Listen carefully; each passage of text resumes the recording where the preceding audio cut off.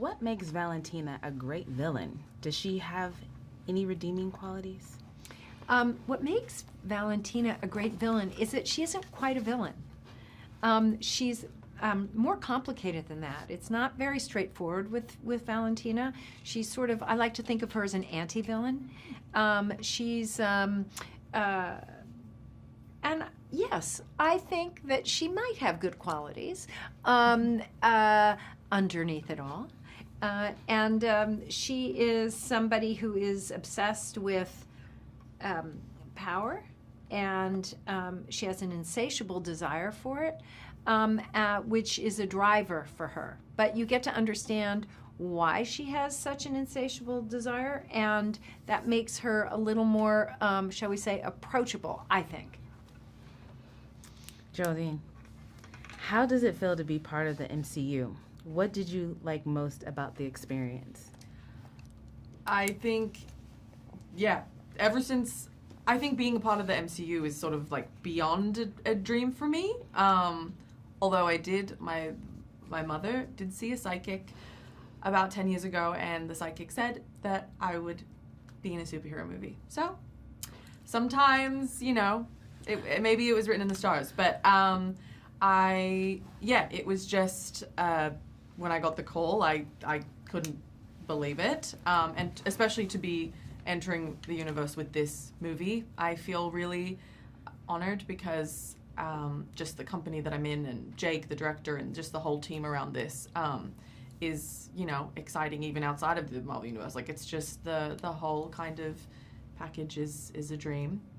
I feel like this whole experience, I just felt like kind of kid in a candy store. There was just, the scale of the production was so massive, and the amount of incredible people with deep knowledge and expertise in their fields was really incredible to be around and watch. And it just felt like there was always something to be kind of enamored by, just the whole production. Yeah. Julia, give us an idea of where we find Valentina at the start of the film. At the start of the film, we find Valentina as the director of the CIA, but she's a little bit in the hot seat. There's a congressional hearing about her background and her, shall we say, her intentions, and she's potentially in trouble, but she's not going to capitulate in any way. Geraldine, describe Mel's personality and tell us what she is doing at the start of the film. Yeah, I think Mel is very ambitious and smart and savvy and a good student. I think that she wants to impress Valentina, who's a very, powerful, successful, impressive woman. And she wants to be on her good side, and then as more of what Valentina is doing is coming to light, and Mel is confronted with the reality of what it takes to get to her position, I think, that then calls to question where she fits in this world, and kind of her inner struggle that she's dealing with. Yeah.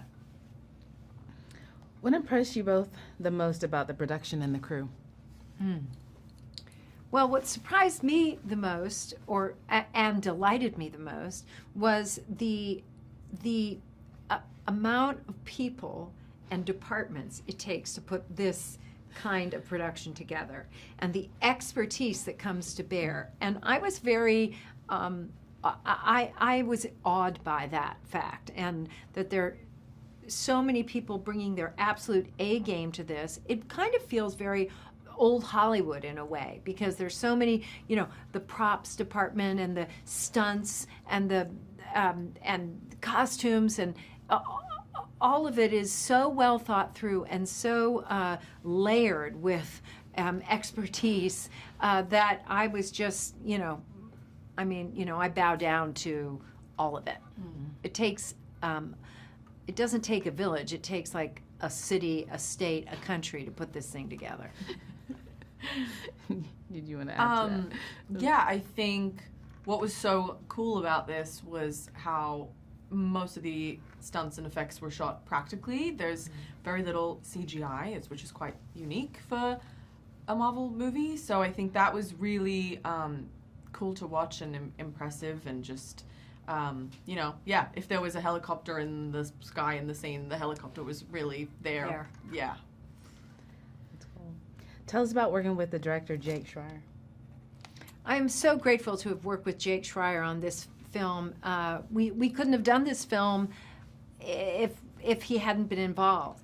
His dedication to the grittiness, the tone, the rawness of the movie and of the story itself. He was devoted to character arc and development, and the story has a real shape in the film, which I think audiences are going to really respond to. There are characters to be properly rooting for in an emotional kind of way. And, by the way, he straddles the world, Jake did, in his direction, straddling the world of comedy and drama very expertly. I mean, very finely tuned. Amazing. I think Jake is such a brilliant filmmaker and really brought his kind of, excellent taste and instincts to this, and is just an incredibly thoughtful, it's so detailed in his work, and I think it really kind of, the film is so much richer for his input.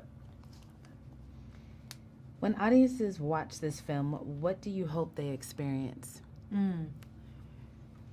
Well, first and foremost, when audiences watch this film, I hope they really feel like they got their money's worth and they were properly entertained, because because that's what we want to do.